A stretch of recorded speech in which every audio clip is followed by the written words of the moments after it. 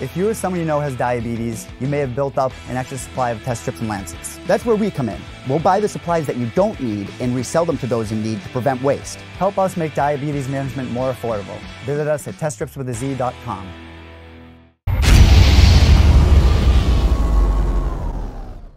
All right, back on the show is Joe Solecki. He will make his UFC debut December 7th in Washington, D.C. He's going to take on Matt Wiman. How are you, Joe? Thanks for doing this, man.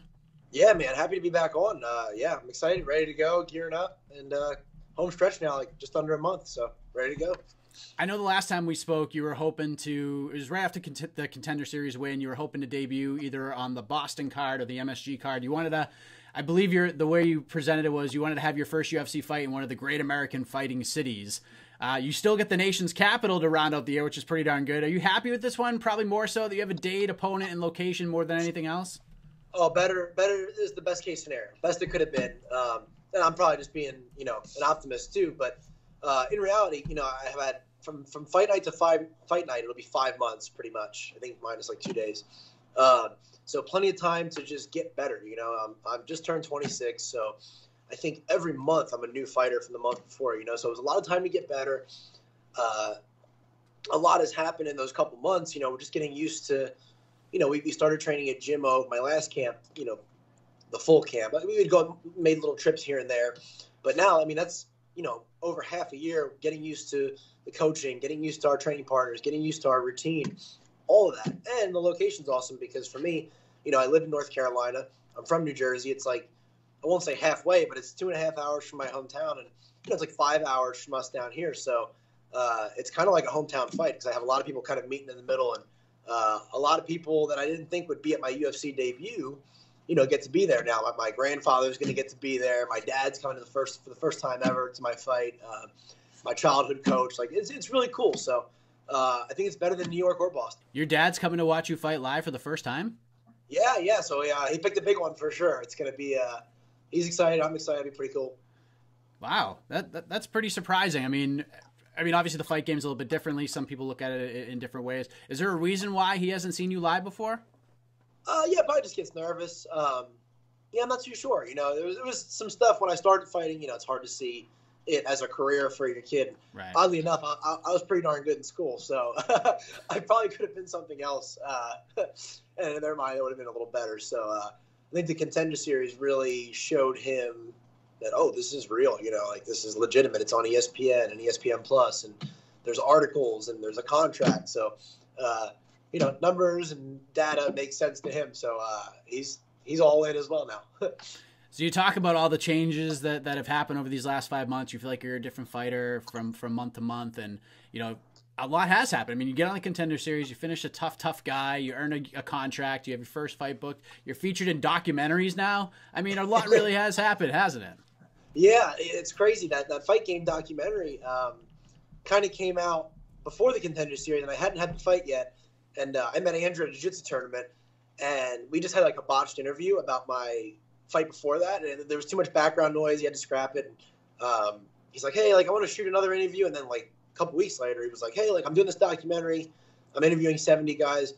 It's like, okay, great. And then a couple weeks later, he's like, hey, you're going to be one of the two that I'm, doing it about. And I was like, oh no, I don't want that pressure, But maybe that day that he said that, literally later that night is when I got the call from my manager. I was on the Contender Series, and I was like, oh man, that's pressure. I don't want to document something that I go on to lose. And then it's like, now I'm, this is about me getting my shot and failing, so a little bit of pressure, but yeah, it came out since then. And, he came down and interviewed after the fight. It's cool. It's all cool because pictures, videos, anything like that. I'm just going to, interviews with guys like you.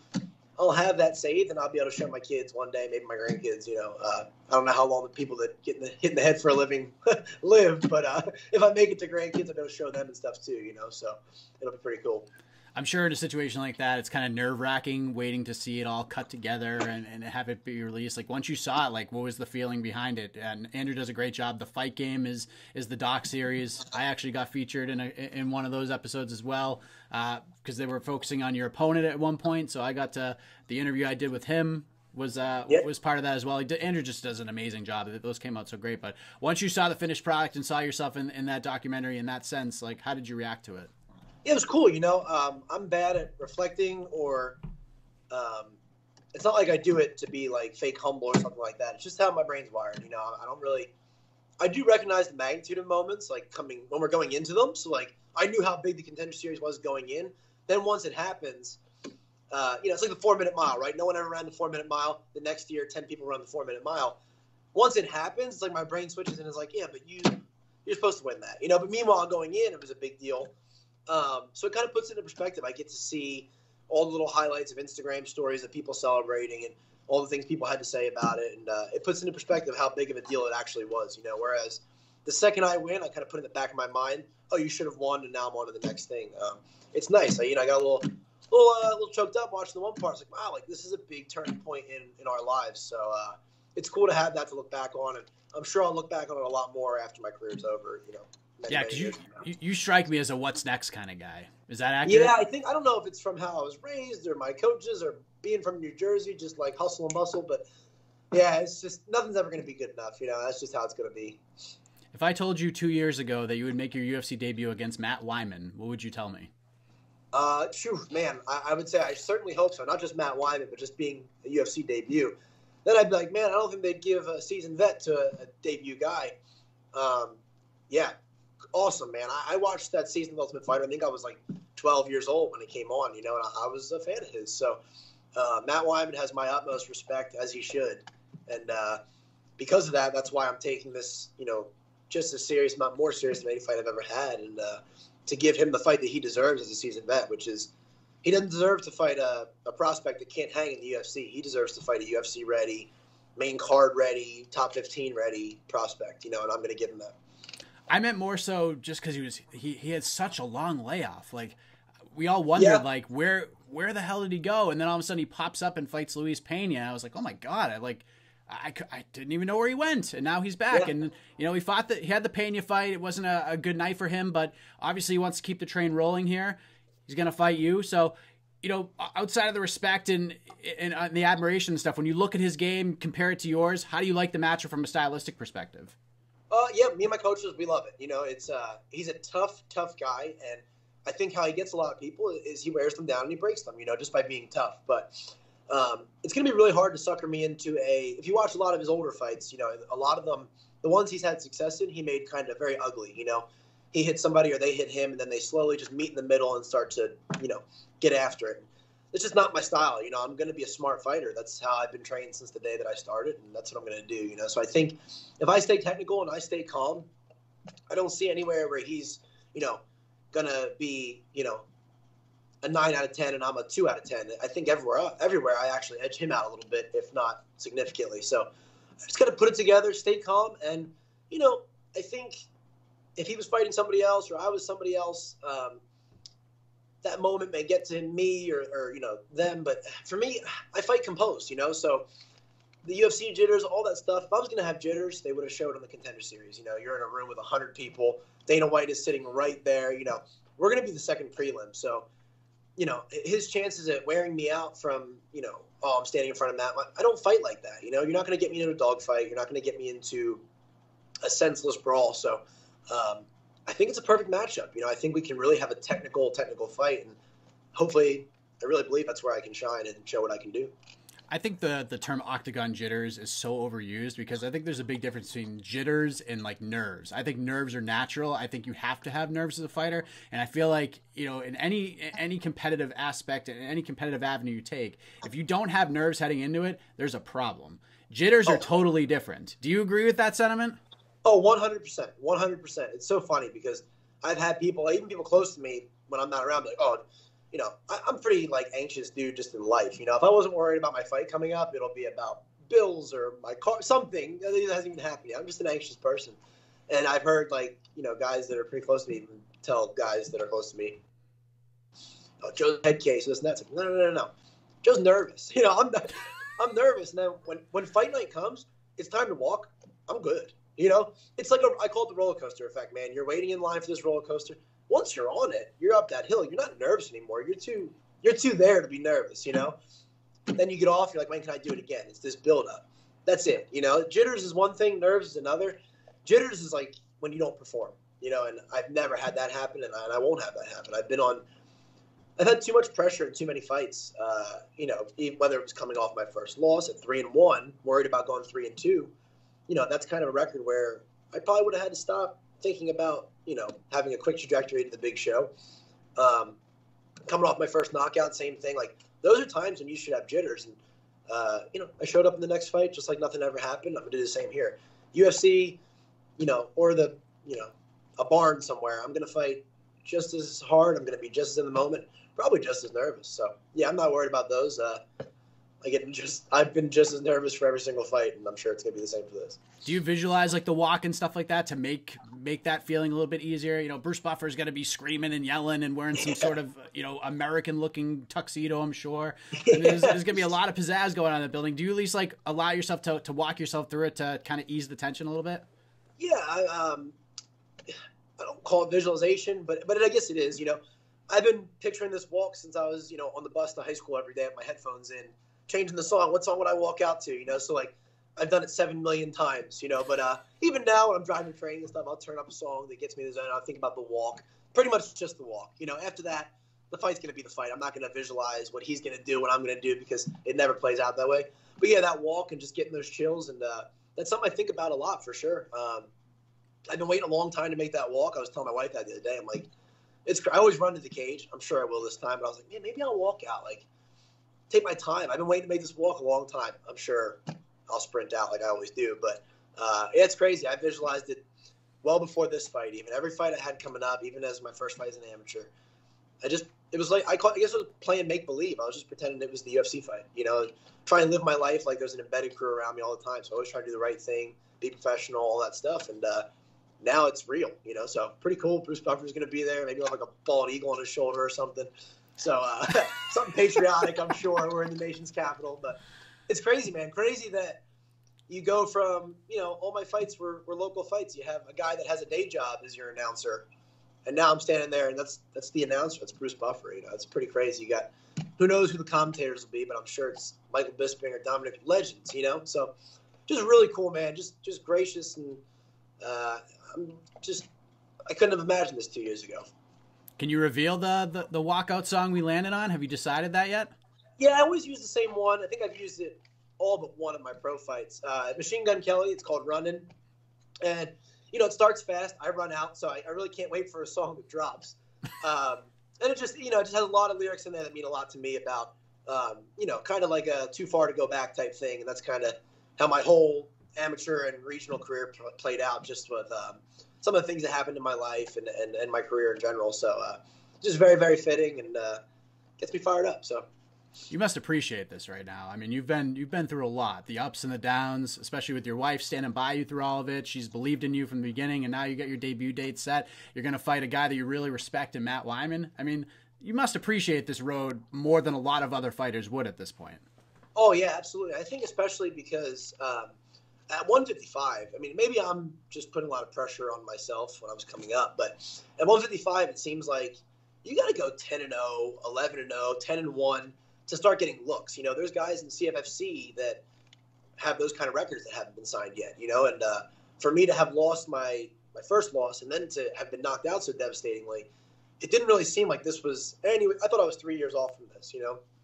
The stars aligned. I got the shot, and I got to show what I can do.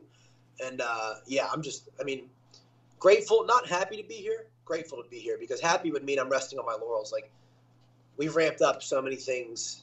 I didn't even think it was possible to do more and get more serious. And we've done it, so I'm very, very grateful to have this opportunity, and I know what it means. And I don't plan on going back, Biggest change from Joe Solecki on the Contender Series to the guy we're going to see on December 7th. You talk about the evolution, the things changing over the last 5 months or so.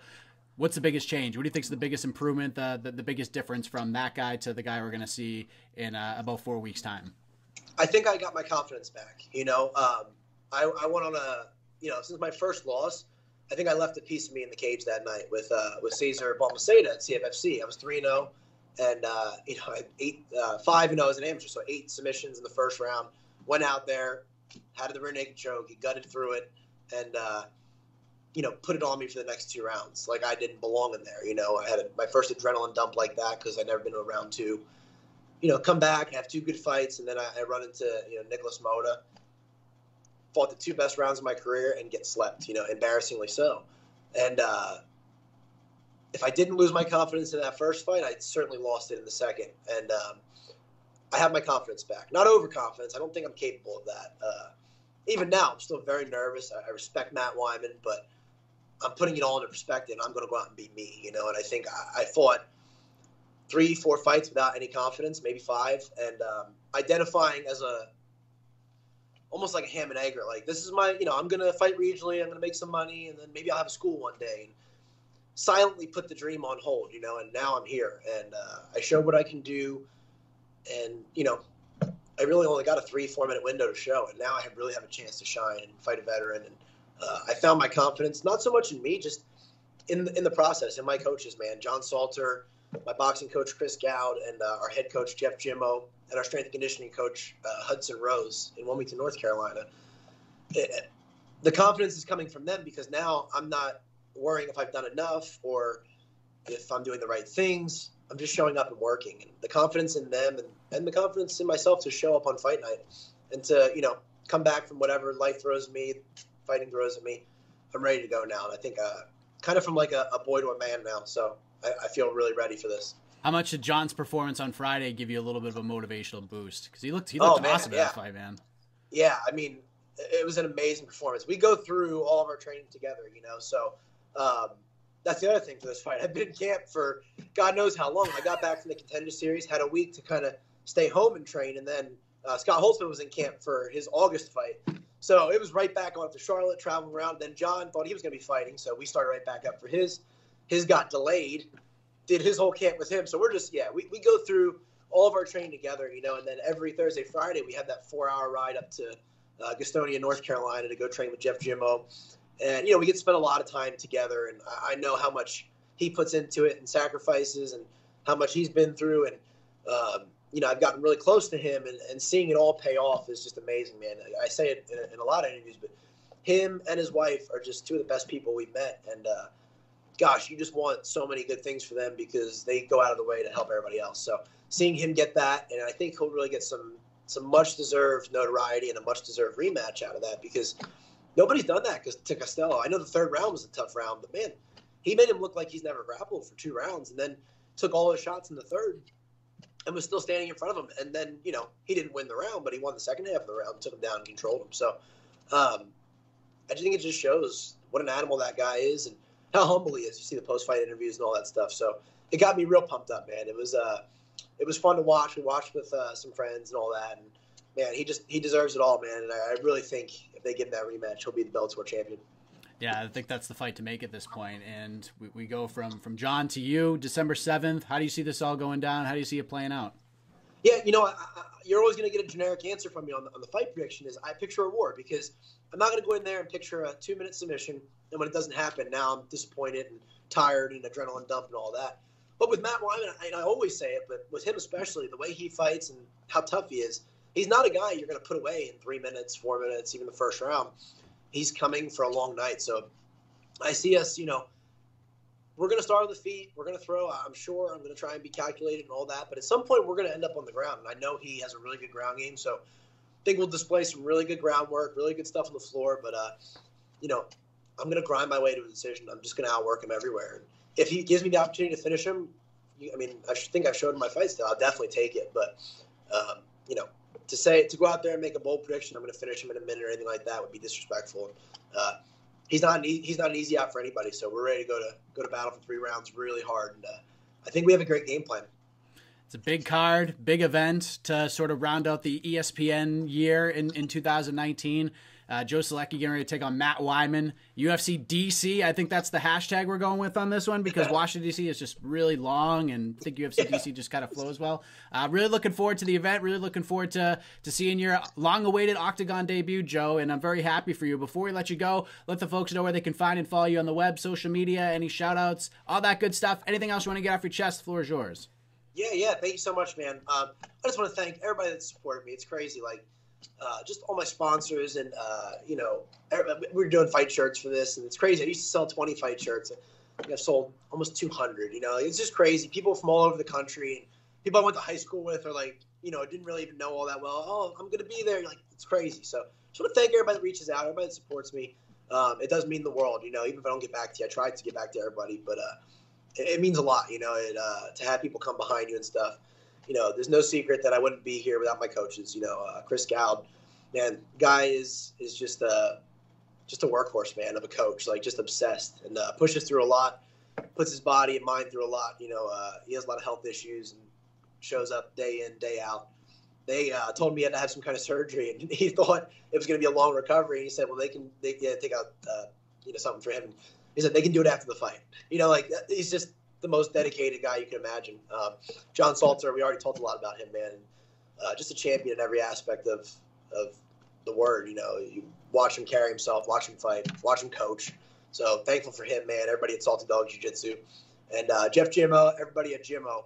I really, 2-3 years from now, I think he's going to be one of the biggest coaches in MMA. The guy's a genius.